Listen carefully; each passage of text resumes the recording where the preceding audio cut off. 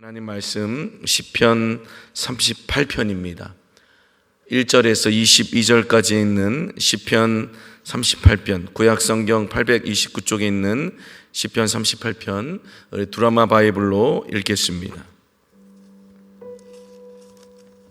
여호와여, 주의 노하심으로 나를 책망하지 마시고 주의 분노하심으로 나를 징계하지 마소서. 주의 화살이 나를 찌르고 주의 손이 나를 심히 누르시나이다. 주의 진노로 말미암아 내 살에 성한 곳이 없사오며 나의 죄로 말미암아 내 뼈에 평안함이 없나이다. 내 죄악이 내 머리에 넘쳐서 무거운 짐 같으니 내가 감당할 수 없나이다. 내 상처가 썩어 악취가 나오니 내가 우매한 까닭이로소이다. 내가 아프고 심히 구부러졌으며 종일토록 슬픔 중에 다니나이다. 내 허리에 열기가 가득하고 내 살에 성한 곳이 없나이다. 내가 피곤하고 심히 상하였으며 마음이 불안하여 신음하나이다. 주여, 나의 모든 소원이 주 앞에 있사오며 나의 탄식이 주 앞에 감추이지 아니하나이다. 내 심장이 뛰고 내 기력이 쇠하여 내 눈의 빛도 나를 떠났나이다. 내가 사랑하는 자와 내 친구들이 내 상처를 멀리하고 내 친척들도 멀리 섰나이다. 내 생명을 찾는 자가 올무를 놓고 나를 해하려는 자가 괴악한 일을 말하여 종일토록 음모를 꾸미오나 나는 못 듣는 자같이 듣지 아니하고 말 못하는 자같이 입을 열지 아니하오니 나는 듣지 못하는 자 같아서 내 입에는 반박할 말이 없나이다. 여호와여, 내가 주를 바라사오니 내 주 하나님이 내게 응답하시리이다. 내가 말하기를 두렵건대 그들이 나 때문에 기뻐하며 내가 실족할 때 나를 향하여 스스로 교만할까 하였나이다. 내가 넘어지게 되었고 나의 근심이 항상 내 앞에 있사오니 내 죄악을 아뢰고 내 죄를 슬퍼함이니이다. 내 원수가 활발하며 강하고 부당하게 나를 미워하는 자가 많으며 또 악으로 선을 대신하는 자들이 내가 선을 따른다는 것 때문에 나를 대적하나이다. 여호와여, 나를 버리지 마소서. 나의 하나님이여, 나를 멀리하지 마소서. 속히 나를 도우소서. 주 나의 구원이시여. 아멘. 오늘 시편 38편에 있는 말씀을 가지고 나의 구원이시여 나를 도우소서라는 제목으로 하나님 말씀을 전하겠습니다. 오늘 표제에 보니까 이렇게 되어 있어요. 다윗의 기념하는 시. 무엇을 기념한다고요? 좋은 거, 기억하고 싶은 거, 내가 잘한 것을 기념하는 것이 아니라 이 기념한다는 이 말의 뜻은 기억하여 다시는 그와 같은 일을 행하지 않는다라는 뜻입니다. 오늘 본문을 여러분 드라마 바이블을 읽으셨는데 다윗의 죄로 말미암아 하나님이 다윗을 징계하십니다. 그의 육체뿐만 아니라 그의 영혼 깊숙함까지 하나님의 징계가 다윗에게 임해요. 다윗이 너무 고통스러워합니다. 그래서 우리는 시편 38편을 비통의 시라고 이야기합니다. 다윗만이 죄인은 아니지 않습니까? 저와 여러분도 구원받은 하나님의 백성들이지만 늘 하나님 앞에 죄를 짓습니다. 다시 한번 이 본문을 통해서 이 시편 38편의 이 다윗의 이 처절하고 이 절실한 이 절규의 기도를 통해서 다시 한번 저와 여러분의 삶을 점검하시고 여러분의 삶을 기념할 수 있는 시간이 되시길 바랍니다. 내가 무엇을 하나님 앞에 잘못했고 내가 무엇을 하나님 앞에 불순종했고 내가 무엇을 돌이켜야 되는지를 말씀 앞에 여러분 진실함으로 여러분을 보시는 이 시간 되시길 바랍니다. 먼저 1절의 말씀을 다시 한번 읽겠습니다. 1절에는 말씀 시작. 여호와여, 주의 노하심으로 나를 책망하지 마시고 주의 분노하심으로 나를 징계하지 마소서. 아까도 말씀드렸지만 이 시편 38편은 하나님 앞에 죄를 지은 다윗을 하나님이 징계하는 말씀이십니다. 근데 이 징계를 받는 이 다윗이 이렇게 얘기합니다. 주의 노하심으로 주의 분노하심으로 나를 책망하지 마시고 나를 징계하지 마소서. 다윗의 위대함은 무엇인가? 그가 승승장구할 때에도, 그는 자신이 잘못하고 죄를 지을 때에도 그는 늘 하나님을 바라봅니다. 그리고 하나님께 자신의 삶을 의탁하고 자신의 삶을 의뢰합니다. 여러분, 저와 여러분들이 이 오늘 시편 38편을 통해 다시 한번 강조드리는 말씀은, 우리가 어떤 상황에 놓인다 할지라도 우리는 주님을 바라봐야 됩니다. 여러분 믿으십니까? 주님을 놓치는 순간 우리는 끝입니다. 사단 마귀는 어찌하든 우리가 주님을 붙잡지 못하게 합니다. 관계로, 상황으로, 감정으로 우리의 삶을 자꾸 하나님과 멀어지게 해요. 네, 다윗이 얘기합니다. 주님, 제가 죄를 지어서 하나님 앞에 징계받는 거 마땅하지만 주의 노하심과 주의 분노하심으로 나를 책망하지 마시고 나를 징계하지 마소서. 무슨 말입니까? 하나님, 나를 구원해 주십시오. 하나님이 깊은 절망의 수렁에서 나를 건져주십시오라고 이야기합니다. 그런데 왜 주님께서 이렇게 다윗을 향해서 징계하시는 것입니까? 시편 38편 3절과 4절에 보니까 이런 말씀이 있어요. 주의 진노로 말미암아 내 살에 성한 것이 없사오며 나의 죄로 말미암아 내 뼈에 평안함이 없나이다. 내 죄악이 내 머리에 넘쳐서 무거운 짐 같으니 내가 감당할 수 없나이다.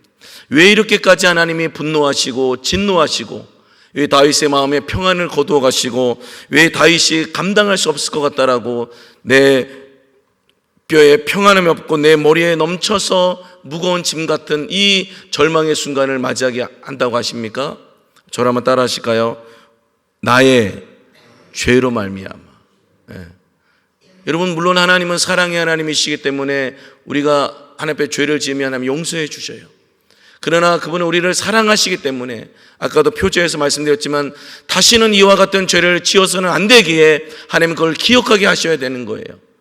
어떤 부모도 자녀가 잘못된 길로 가고 있는데 그래 잘한다 잘한다라고 할 부모가 어디 있습니까? 자녀가 잘못된 길로 가면 사망의 길로 가고 죄악의 길로 가고 구렁텅이로 들어가면 어떤 부모라 할지라도 사랑하지만 그 자녀를 거기서 끌어내지 않겠습니까?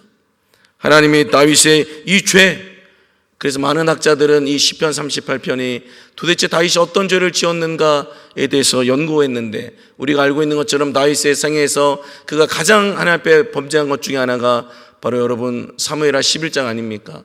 밧세바를 취한 사건. 다윗의 죄로 말미암아 주님이 지금 노하시고 다윗의 죄악으로 말미암아 주님이 분노하고 계시다는 거예요. 이것은 나라도 마찬가지입니다. 사회도 마찬가지고 가정도 교회도 마찬가지예요. 하나님께서 그 안에 공동체가 하나님 앞에 범죄하면 하나님은 반드시 그것을 징계하십니다. 그것이 어떤 징계로 나타날지는 모르지만 오늘 적어도 다윗에게는 그 마음의 평안이 사라지고 그 마음에 너무 눌려지는 것 같은 그런 고통이 그에게 엄습했다는 거예요. 이런 상황 속에서 하나님, 그럼에도 하나님 나를 구원해 주십시오. 그럼에도 하나님 나를 도와달라고 다윗이 기도하고 있는 것이 시편 38편입니다. 그리고 여기서 끝이 아니에요. 더 깊은 수렁에 빠져있는 자신의 처지를 5절과 6절에서 고백합니다. 우리 5절과 6절에 있는 말씀을 같이 읽겠습니다. 시작. 내 상처가 썩어 악취가 나오니 내가 우매한 까닭이로소이다. 내가 아프고 심히 구부러졌으며 종일토록 슬픔 중에 다니나이다. 여러분, 이런 고통과 이런 절망과 아픔이 있을 거라고 우리가 예상이나 했겠습니까? 예측이나 했겠습니까? 그러나 그 범죄로 인하여, 그 죄로 인하여 썩어 악취가 납니다. 여러분, 우리는 잘 알고 있습니다. 우리 안에서 무슨 향기가 나야 됩니까? 그리스도인의 향기가 나야 돼요. 따라합니다. 그리스도의 향기가 나야 되잖아요. 아멘. 내가 예수 그리스도를 믿는 이 복음의 향기, 내 안에 계신 그리스도의 구주의 향기가 나야 되잖아요. 십자가에서 나를 위해 죽으셨고 부활하신 그 주님의 은혜가 나타나야 되잖아요. 근데 뭐가 나타납니까? 그 죄로 말미암아 우리 안에서 썩어진 악취가 난다는 거예요. 그리고 종일토록 슬픔 중에 다닌다라고 다윗이 절규합니다. 여러분, 우리는 또 알고 있지 않습니까? 우리는 슬픔 중에 다니는 사람들이 아니에요. 우리는 기쁨 중에 다니는 자들이에요. 할렐루야. 승리의 함성을 외쳐야 할 자녀들이에요. 그런데 우리 안에 뭐가 있습니까? 슬픔으로 가득 차고 썩어질 악취로 가득 찼다는 거예요. 자신의 이 비통하고 이 절망적인 상황을 다윗이 이렇게 또 고백했다라는 것입니다.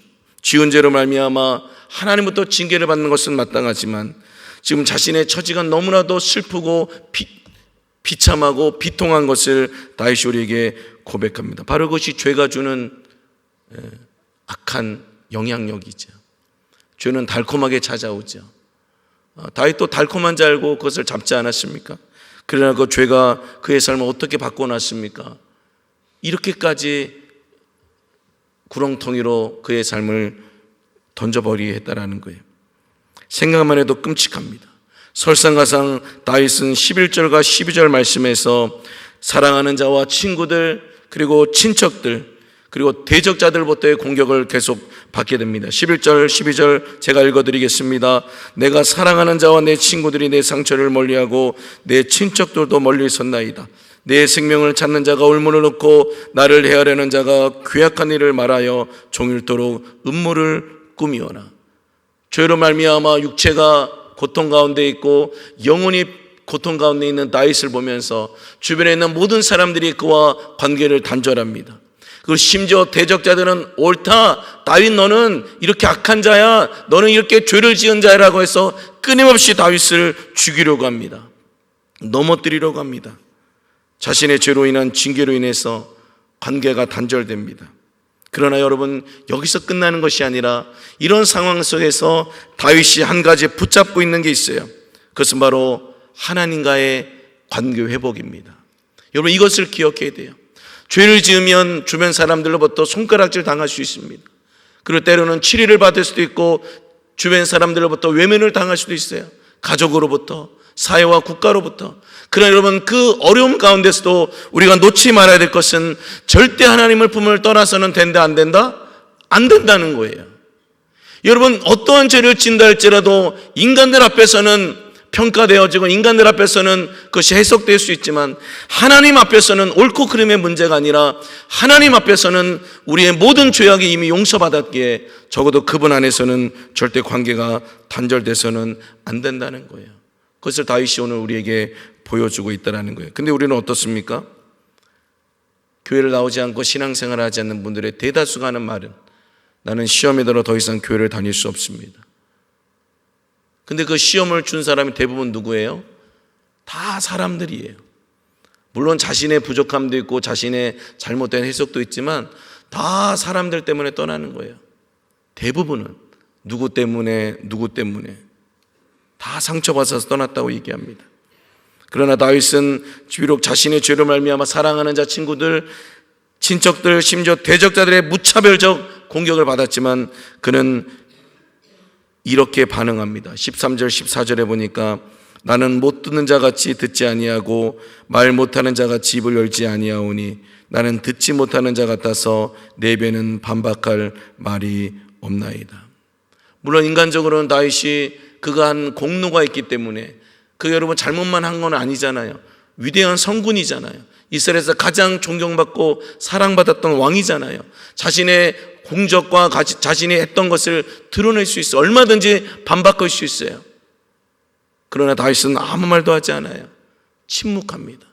자신에게 찾아오는 그 모든 상황들에 대해서 다윗은 침묵합니다. 변호하지 않았다는 거예요.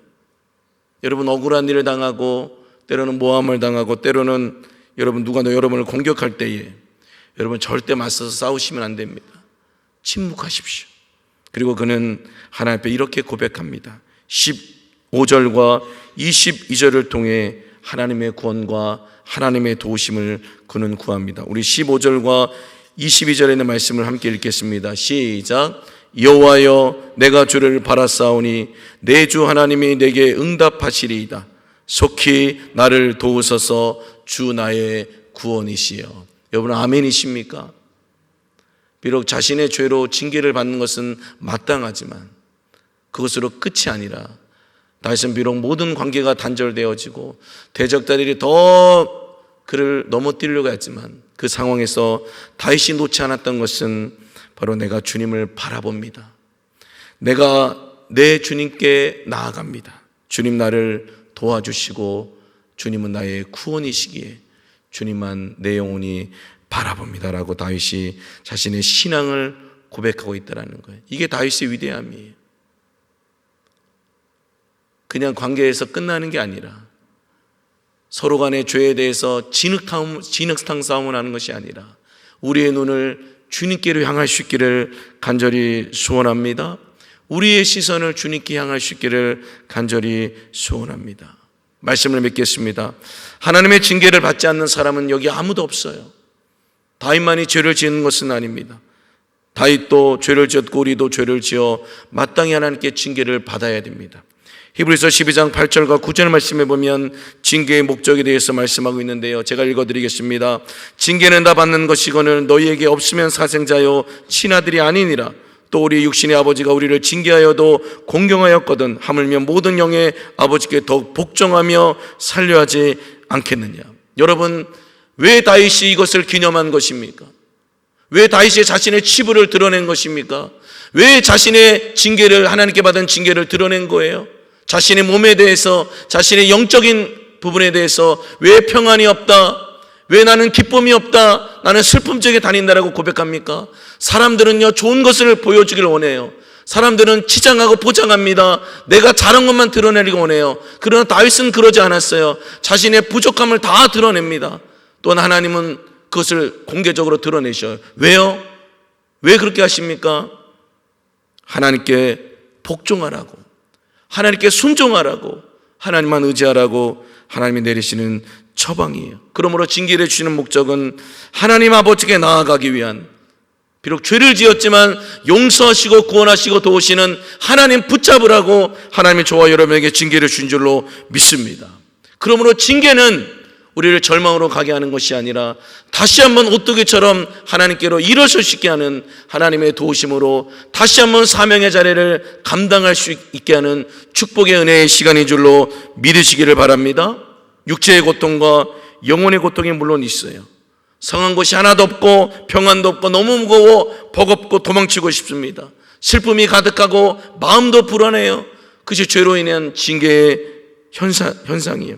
그런 하나님을 놓지 않으면, 하나님께로 돌아가고 회개하고 하나님을 의지하면 하나님은 우리의 구원이 되어 주시는 것입니다. 우리의 은혜와 우리의 축복이 되어 주시는 것입니다. 사랑하는 우리 모든 성만의 식구들이, 성도들이 오늘 다윗처럼 그 징계의 의미를 제대로 깨닫고 오늘 22절의 말씀 마지막 절처럼 나의 구원이시여 나를 도우소서, 오늘 이 시간 기도하실 때 그 하나님의 구원하심과 도우심을 경험할 수 있기를 예수님으로 간절히 소원하고 축복합니다.